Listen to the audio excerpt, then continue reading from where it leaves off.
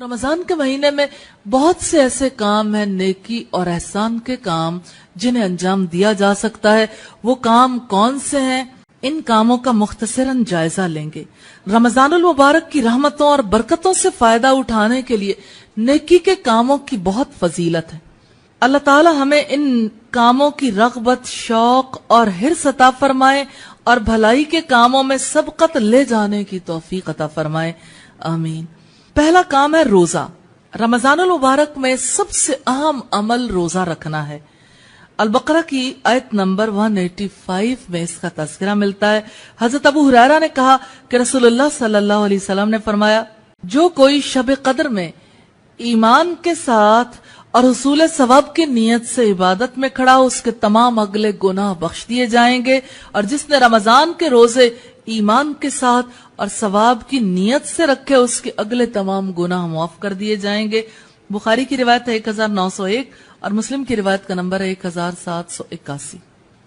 رسول اللہ نے فرمایا کہ رب العزت نے فرمایا، الصوم لی وانا اجزی بہ، روزہ میرے لیے، میں ہی اس کی جزا دوں گا۔ دوسرا کام ہے صدقہ و خیرات کرنا۔ اس سے مراد ہے کہ اللہ تعالیٰ کی خوشی کے لیے مال سے محروم لوگوں پر خرچ کرنا، انہیں کھانا کھلانا، اناج فراہم کرنا، لباس پہنانا، ان کی دوا کا انتظام کرنا، قرض داروں کا بوجھ اتارنا، بے سہاروں کا سہارا بننا وغیرہ۔ حضرت ابن عباس کہتے ہیں کہ رسول اللہ صلی اللہ علیہ وسلم سب لوگوں سے زیادہ مال دینے میں سخی تھے، اور سب وقتوں سے زیادہ آپ کی سخاوت رمضان کے مہینے میں ہوتی تھی۔ اور حضرت جبریل علیہ السلام ہر سال رمضان میں آپ سے ملتے تو آخر مہینے تک آپ انہیں قرآن سناتے۔ جب جبریل علیہ السلام آپ سے ملتے، اس وقت آپ مال کے دینے میں چلتی ہوا سے بھی زیادہ تیزی سے سخاوت کرتے تھے۔ بخاری کی روایت ہے 3220، مسلم کی روایت 6009 نمبر پر۔ لہذا رمضان میں عام دنوں کے مقابلے میں یہ اہتمام کہیں زیادہ کرنے کی ضرورت ہے۔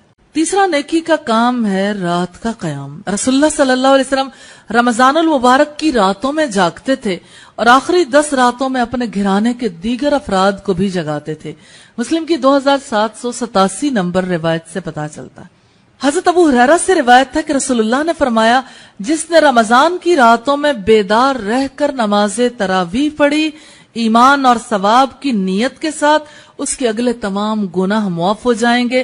بخاری کی 2009 نمبر اور مسلم کی 1779 نمبر روایت سے پتہ چلتا ہے۔ صحابہ کرام اور تابعین بھی راتوں کے قیام کا خاص اہتمام کرتے تھے۔ ہر دور کے نیک افراد اس کا اہتمام کرتے رہے ہیں۔ چوتھا اہم کام تلاوت قرآن مجید ہے۔ رمضان المبارک میں قرآن مجید نازل ہوا، اس لیے رمضان اور قرآن کا گہرا تعلق ہے۔ حضرت عبداللہ ابن عمر رسول اللہ کا ارشاد نقل کرتے ہیں کہ قیامت کے دن روزہ اور قرآن دونوں شفاعت کریں گے۔ قرآن کہے گا، اللہ رات بھر اس کو میں نے آرام سے روکے رکھا، میری شفاعت قبول فرمائیے۔ روزہ عرض کرے گا، یا اللہ میں نے اس کو دن میں کھانے اور خواہش نفس سے روکے رکھا، میری شفاعت قبول فرمائیے۔ پھر دونوں کی شفاعت قبول کی جائے گی۔ صحیح الترغیب کی روایت ہے 984 اور مسند احمد کی روایت والیوم 2 پیج 184 پر ہے۔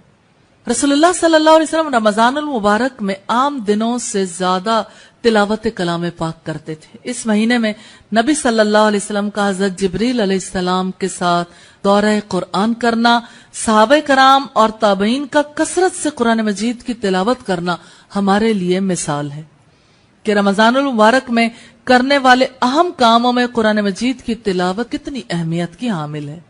تو رمضان المبارک میں کرنے والے کاموں میں رات کے قیام میں تلاوت کرنا، بغیر قیام کے تلاوت کرنا، قرآن مجید کو ترجمے کے ساتھ سمجھ کر پڑھنا عام دنوں کے مقابلے میں زیادہ اہمیت رکھتا ہے۔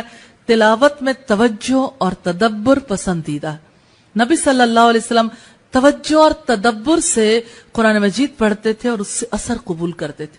ترمذی کی 3297 نمبر روایت سے ہمیں پتہ چلتا ہے۔ اور دیکھیے، رمضان کے مہینے میں نبی صلی اللہ علیہ وسلم کو آسمان سے حضرت جبریل دورہ قرآن کروانے کے لیے آتے تھے، اس لیے کوئی چاہے ہر برس دورہ قرآن کر چکا ہو، رمضان میں اسے دورہ قرآن ضرور کرنا چاہیے۔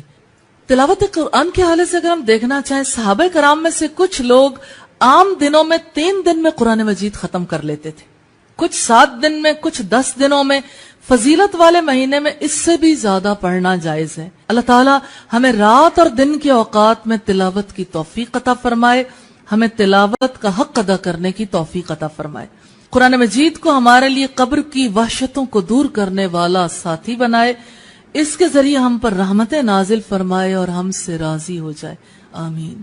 5واں نیکی کا کام ہے روزے افطار کروانا۔ رمضان المبارک کے فضیلت والے کاموں میں سے ایک کام روزے افطار کروانا۔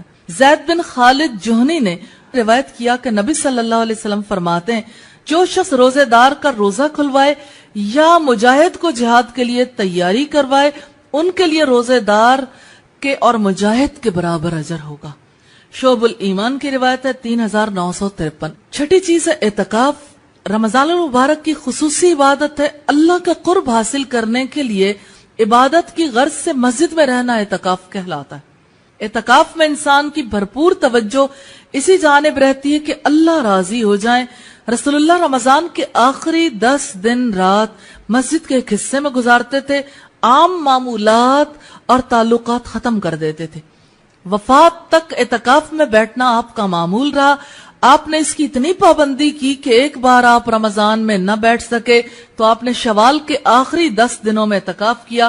بخاری کی 2041 نمبر پر یہ روایت موجود ہے۔ اعتکاف مجموعہ عبادات ہے جس میں انسان اپنے رب سے گناہوں کی معافی مانگتا ہے، ذکر کرتا ہے، دعائیں کرتا ہے، نوافل ادا کرتا ہے، قرآن مجید کی تلاوت کرتا ہے، یکسوئی سے اللہ کی طرف متوجہ رہتا ہے، اور یہ سارے ہی کام عبادت ہیں۔ 7واں نیکی کا کام رمضان کے آخری عشرے میں خوب محنت کرنا ہے۔ رسول اللہ صلی اللہ علیہ وسلم رمضان کے آخری عشرے میں اعتکاف کرتے تھے۔ اسی عشرے کی طاق راتوں میں سے ایک رات لیلۃ القدر ہے۔ آپ اس عشرے میں خود بھی عبادت کرتے تھے، اپنے گھر والوں کو بھی عبادت کرنے کا حکم دیتے تھے۔ مسلم کی روایت 2785 سے ہمیں پتہ چلتا ہے، سیدہ عائشہ صدیقہ فرماتی ہیں کہ رسول اللہ صلی اللہ علیہ وسلم رمضان کے آخری عشرے میں اتنی ریاضت کرتے تھے کہ اس کے علاوہ اور دنوں میں اتنی ریاضت نہیں کرتے تھے۔ مسلم کی 2788 نمبر روایت سے ہمیں پتہ چلتا ہے۔ اور 8واں کام ہے لیلۃ القدر کو تلاش کرنا۔ رب العزت نے ارشاد فرمایا، لیلۃ القدر خیر من 1000 شہر تنزل الملائکۃ والروح فیہا باذن ربہم من کل امر سلام ہی حتی مطلع الفجر۔ لیلۃ القدر 1000 مہینوں سے بہتر ہے۔ فرشتے اور روح اس میں اپنے رب کی اجازت سے ہر حکم لے کر اترتے ہیں۔ وہ رات سراپا سلامتی ہے فجر کے طلوع ہونے تک۔ حضرت ابو ہریرہ سے روایت ہے، نبی صلی اللہ علیہ وسلم نے فرمایا، بلا شبہ اس رات میں زمین میں فرشتوں کی تعداد کنکریوں کی تعداد سے زیادہ ہوتی ہے۔ سلسلہ احادیث صحیحہ 2205 نمبر پر روایت ہمیں ملتی، مسند احمد میں بھی یہ روایت موجود ہے۔ ان راتوں میں اللہ تعالیٰ کی خوب عبادت کرنی چاہیے تاکہ اس کی خیر و برکت سے محروم نہ رہیں۔ اور لیلۃ القدر کی خاص دعا ہے۔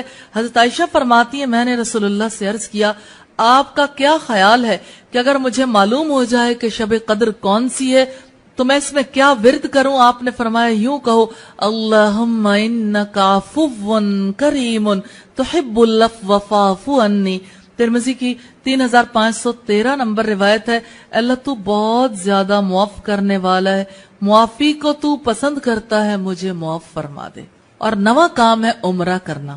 رمضان المبارک میں عمرہ کرنا فضیلت کے کاموں میں سے۔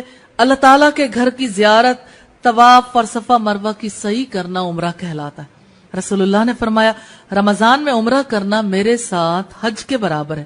بخاری کی 1863، نسائی کی 2112 اور ابن ماجہ کی 2993 نمبر روایت سے پتہ چلتا ہے۔ اور ایک عمرے کے بعد دوسرا عمرہ درمیانے گناہوں کے لیے کفارہ ہے، یہ اللہ کے رسول صلی اللہ علیہ وسلم کا فرمان ہے۔ مسلم کی روایت 3289 سے پتہ چلتا ہے۔ اور 10واں اہم کام ہے کثرت سے دعائیں کرنا۔ قرآن حکیم میں رمضان المبارک کی فضیلت اور روزے کے مسائل کے درمیان اللہ تعالیٰ نے دعا کے لیے ترغیب دلائی ہے۔